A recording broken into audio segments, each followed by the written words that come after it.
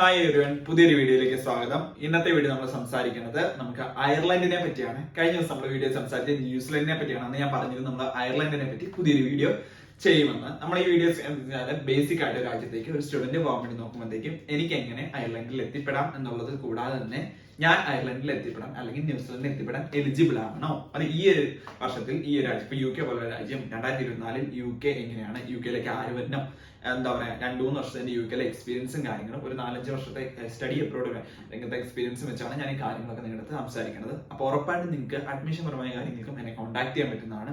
Admission application, നിങ്ങളുടെ part time job, കാര്യങ്ങൾ, accommodation, ഇങ്ങനെയുള്ള നമ്മൾ വീഡിയോ ചെയ്യുന്ന എല്ലാ രാജ്യത്തും നിന്ന് നമുക്ക് ആ രാജ്യത്ത് ഒരു ഇൻഷുർ കണക്ഷൻ ഉണ്ടാവും. അവർ ത്രൂ നമ്മൾ ഇൻഷുർ കണക്ഷൻ നമ്മൾ സ്റ്റുഡൻസോ കാര്യങ്ങളോ ആരെങ്കിലും നിങ്ങളെ ഹെൽപ്പ് ചെയ്യാൻ പാകത്തിനുള്ള ഒരാളെ നിങ്ങൾ ഉറപ്പായിട്ട് നമ്മൾ ഏത് രാജ്യത്താണെങ്കിൽ കണക്ട് ചെയ്ത് തരുന്നതായിരിക്കും.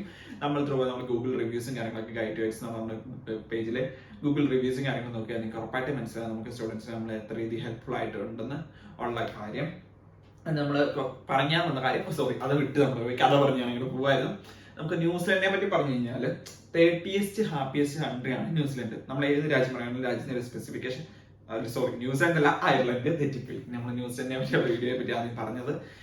അയർലൻഡിനെ പറ്റി പറഞ്ഞാൽ 30th happiest country in the world ആണ് അയർലൻഡ്. അതായത് അയർലൻഡിൽ നമുക്ക് വരുന്നതെന്ന് പറഞ്ഞു കഴിഞ്ഞാൽ ഡിഗ്രി കോഴ്സുകളും PG കോഴ്സുകളാണ്. PR ഫ്രണ്ട്ലി ആയിട്ടുള്ള രാജ്യമാണ് അയർലൻഡ്. ന്യൂസിലൻഡും അയർലൻഡും കാനഡയൊക്കെ PR ഫ്രണ്ട്ലി ആയിട്ടുള്ള രാജ്യങ്ങളാണ്. ഡിപ്പെൻസ് ഓൺ ദ ക്രൈറ്റീരിയസ് കാര്യങ്ങളാണ് അയർലൻഡിലും ന്യൂസിലൻഡിലും ഒക്കെ PRകൾ വരുന്നത്. അതുകൂടാതെ തന്നെ നമുക്ക് സ്റ്റുഡൻസ് ആയിട്ടുള്ള ആൾക്കാരെ പറ്റി ചിന്തിച്ചു കഴിഞ്ഞാൽ നമുക്ക് ഡിഗ്രി കോഴ്സുകൾ വരുന്നുണ്ട്. അതുകൂടാതെ തന്നെ മാസ്റ്റേഴ്സ് കോഴ്സുകൾ വരുന്നുണ്ട്. നമ്മുടെ രാജ്യത്ത് നിന്ന് എല്ലാവരും തന്നെ മാസ്റ്റേഴ്സ് കോഴ്സുകൾ ആണ് പോവാറ്. അത് ചിലപ്പോൾ നോക്കുകയാണെന്നുണ്ടെങ്കിൽ യൂറോസ് ആണ് കറൻസി വരുന്നത്. ഇനി എന്തെങ്കിലും ഞാൻ പറയുന്ന കാര്യങ്ങൾക്കകത്ത് മിസ്റ്റേക്കോ കാര്യങ്ങളോ വന്നുകഴിഞ്ഞാൽ എന്റെ സോഴ്സ് എന്ന് പറഞ്ഞാൽ ഇന്റർനെറ്റും കാര്യങ്ങളും മറ്റുള്ള ആളുകൾ അവിടെ താമസിക്കുന്ന ആളുകൾ റെഫറൻസിലാണ് ഞാൻ വീഡിയോസ് ചെയ്യുന്നത്. എന്തെങ്കിലും വീഡിയോസിന്റെ അത്ര കറക്ഷൻസോ കാര്യങ്ങളോ ഉണ്ടെങ്കിൽ ഉറപ്പായിട്ട് നിങ്ങൾ എന്നെ കമന്റ്സ് അറിയിക്കണം. ഞാനത് അടുത്ത വീഡിയോയിൽ മാറ്റുന്നതായിരിക്കും. അതുകൂടാണ്ട് നമുക്ക് എന്താ പറയാ, ഫീസിനെ പറ്റി പറയുകയാണെങ്കിൽ ഒരു 10,000 to 20,000 യൂറോസ് ആണ് ആവറേജ് ഫീസ്. അതായത് ഒരു എന്താ പറയാ 9 ലക്ഷം രൂപ മുതൽ ഒരു 16 ലക്ഷം രൂപ 18 ലക്ഷം രൂപ ആ റേഞ്ച് ആണ് ഫീസ് ഡിഗ്രി കോഴ്സ് വരുന്നത്. മാസ്റ്റേഴ്സിനും അതൊക്കെ തന്നെയാണ് ഫീസ് വരുന്നത്. Depends on the course. ഒരു 10,000 to 35,000 യൂറോസ് നമുക്ക് ആ ഒരു റേഞ്ച് ഫീസ് ആണ് വരുന്നത്. ഒരു 10,000 യൂറോസ് പറയുമ്പോഴത്തേക്കും ഒരു 8.5 ലക്ഷം രൂപ, 8.5 9 ലക്ഷം രൂപയ്ക്ക് ഇടയ്ക്ക് depends on the rate changes നമുക്ക് ഇന്ത്യൻ റുപ്പീസ് വരും. അത് 9 ലക്ഷം രൂപ തൊട്ട് സ്റ്റാർട്ടിങ് നമുക്ക് എന്താ പറയുക അയർലൻഡിൽ കോഴ്സുകൾ എടുക്കാൻ പറ്റും എന്നുള്ളതാണ് അയർലൻഡിനെ പറ്റി. പിന്നെ IELTS വെച്ചും IELTS ഇല്ലാണ്ടും നമുക്ക് ഇത് പോകാൻ പറ്റും. അവരുടെ ഇതിനകത്ത് കൊടുത്തേക്കുന്നത് വെച്ചാൽ ഡിപ്പെൻസ് ഓൺ ദ യൂണിവേഴ്സിറ്റി എന്നാണ് അയർലൻഡിന്റെ ഗവൺമെന്റ് വെബ്സൈറ്റിൽ കൊടുത്തേക്കുന്നത്. യൂണിവേഴ്സിറ്റി അവര് PT-നെ അവർ അക്സെപ്റ്റ് ചെയ്യുന്നില്ല. ടോഫലും IELTS ആണ് അക്സെപ്റ്റ് ചെയ്യുന്നത്. പിന്നെ MOE അക്സെപ്റ്റ് ചെയ്യും ഒബിയസ്ലി. അതുകൂടാണ്ട് നമുക്ക് എന്ന് പറഞ്ഞാൽ ഇൻടേക്കുകൾ വരുന്നത് എന്ന് പറഞ്ഞു കഴിഞ്ഞാൽ എന്താ പറയുക June July intake same as September October intake. UK ഒക്കെ തന്നെ ഒരു പ്രൊസീജിയറാണ്. June July intake, September intake, ഇത്ര ഇൻടേക്കുകളാണ് നമുക്ക് എന്താ പറയാ അയർലൻഡിന് വരുന്നത്. ബേസിക് ആയിട്ടുള്ള അയർലൻഡിനെ പറ്റി കാര്യങ്ങൾ. പിന്നെ നമുക്കെന്ന് വെച്ച് കഴിഞ്ഞാൽ അയർലൻഡിൽ ഒബിയസ്ലി അയർലൻഡ് എന്ന് പറഞ്ഞാൽ ഒരു IT ഹബ്ബ് നമുക്ക് എന്ന് പറയാം. മൈക്രോസോഫ്റ്റ്, ആപ്പിള്, IBM ഇങ്ങനെയുള്ള IT പരമായ കമ്പനികളുടെ ഒരു മദർ പ്ലേസ് ആണ്. ബർത്ത് പ്ലേസ് എന്ന് പറഞ്ഞ പോലെയല്ല, നമുക്ക് എന്താ പറയാ അങ്ങനെയുള്ള കമ്പനികളുടെ ഹബ്ബായിട്ടുള്ള സ്ഥലമാണ് എന്താ പറയാ അയർലൻഡ്. ഡുബ്ലിൻ പോലെയുള്ള സ്ഥലങ്ങളിൽ ഏറ്റവും കൂടുതൽ IT ആയി ബന്ധപ്പെട്ട സംഭവങ്ങളാണ് കൂടുതലായിട്ടുള്ളത്. അപ്പൊ IT മേഖലയിലുള്ള ആൾക്കാർക്ക് നല്ല രീതിയിൽ BCA ഒക്കെ പോലെയുള്ള കോഴ്സുകൾ കഴിഞ്ഞ് അതിന്റെ മാസ്റ്റേഴ്സ് കാര്യങ്ങളൊക്കെ സീക്ക് ചെയ്ത് പോകാൻ പറ്റുന്ന data science, data analyst, software developer, എന്താ പറയാ അങ്ങനെയുള്ള ആനിമേഷൻ, ഇങ്ങനെയുള്ള മേഖലകളിലുള്ള ആൾക്കാർക്കാണ് ഇതിലേക്ക് മുൻതൂക്കം. അതുകൂടാണ്ട് എഞ്ചിനീയറിംഗ്, പിന്നെ എല്ലായിടത്തും പോലെ തന്നെ ബിസിനസ് കോഴ്സുകൾ, ബിസിനസ് മാനേജ്മെന്റ്, MBA പോലുള്ള കോഴ്സുകൾക്കൊന്നും നമ്മൾ ഒരിക്കലും അയർലൻഡ് പ്രിഫർ ചെയ്യുന്നില്ല. UK ആണ് ബെറ്റർ. നമ്മൾ ഓരോ രീതിയിലും ഓരോ സ്ട്രീമിലേക്കുള്ള ആൾക്കാർ ഓരോ സ്ഥലത്തേക്ക് പോകാം. പിന്നെ മാനേജ്മെന്റ് കോഴ്സുകൾ, മെഡിസിൻ, നേഴ്സിംഗ് എല്ലായിടത്തും ഒരിതാണ്. അയർലൻഡ് നേഴ്സായിട്ട് നമുക്ക് അയർലൻഡിലേക്ക് പോകുന്ന നല്ല ഓപ്ഷനാണ്. നേഴ്സിംഗ് എവിടെ പഠിച്ചാലും നമുക്ക് ഓക്കെയാണ്. UK പഠിച്ചാലും അയർലൻഡ് ഓരോന്നിനും ഓരോ പൾസാണ്. UK നേഴ്സിംഗ് പഠിക്കുന്ന ഒരു 36 ലക്ഷം രൂപ മുടക്കി, ന്യൂസിലൻഡിൽ ഇപ്പൊ നേഴ്സിംഗ് പഠിക്കുന്നത് 80 ലക്ഷം രൂപ, അയർലൻഡിൽ നേഴ്സിംഗ് പഠിക്കണമെങ്കിലും ആ ഒരു എന്താ പറയുക 36 ലക്ഷം രൂപ റേഞ്ച്. UK ഒരു സെയിം ഫീസും കാര്യങ്ങളൊക്കെ സ്ട്രക്ചറാണ്. അയർലൻഡിന് ഓൾമോസ്റ്റ് ഇന്ത്യ ഫിഗർ വരുന്നത്. പിന്നെ അതുകൂടാതെ നമുക്കെന്ന് വെച്ച് കഴിഞ്ഞാൽ ഓപ്പറേഷൻസ് മാനേജർ, എന്താ പറയാ ആനിമേഷൻ എന്താ പറയുക ഡെവലപ്പർ, ഇങ്ങനെയുള്ള കാര്യങ്ങൾക്കെല്ലാം തന്നെ നമുക്ക് ന്യൂസിലൻഡ് നല്ല സ്കോപ്പും കാര്യങ്ങളും ഉണ്ട്.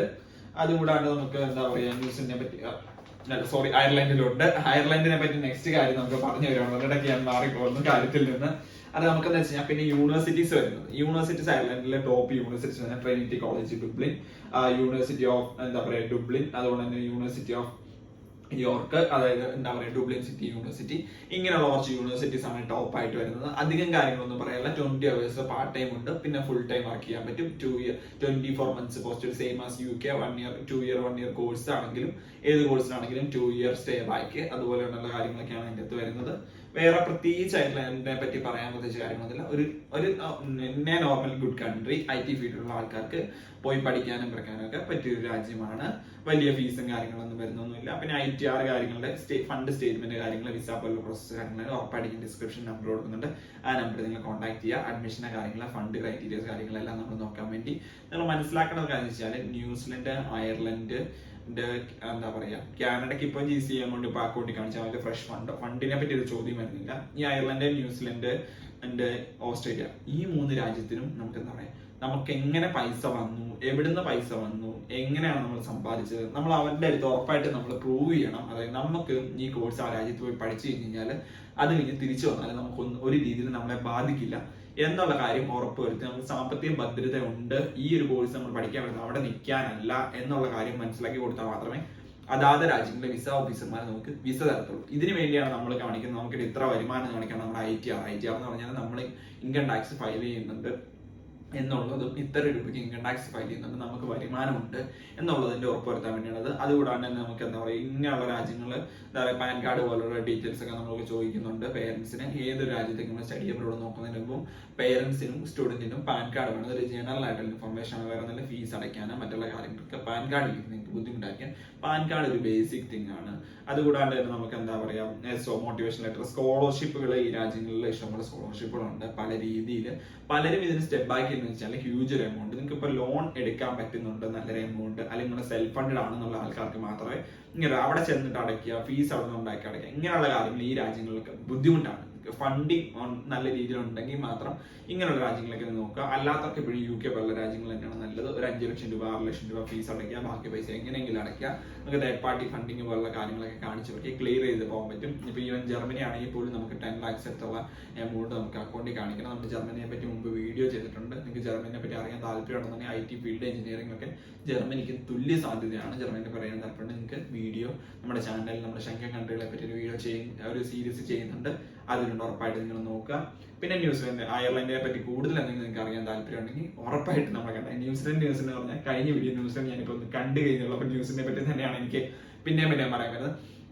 ഉറപ്പായിട്ടും അപ്പോൾ അയർലൻഡിനെ പറ്റി എന്തെങ്കിലും എൻക്വയറീസും കാര്യങ്ങളും ഉണ്ടെങ്കിൽ നമ്മളെ കോൺടാക്ട് ചെയ്യാൻ മറക്കരുത്. ഡിസ്ക്രിപ്ഷനിൽ നമ്മുടെ കോൺടാക്ട് നമ്പറും കാര്യങ്ങളും ഉണ്ട്. അപ്പോൾ അടുത്തൊരു വീഡിയോ കാണുന്നവരെ എല്ലാവർക്കും ബൈ ബൈ, ടേക്ക് കെയർ.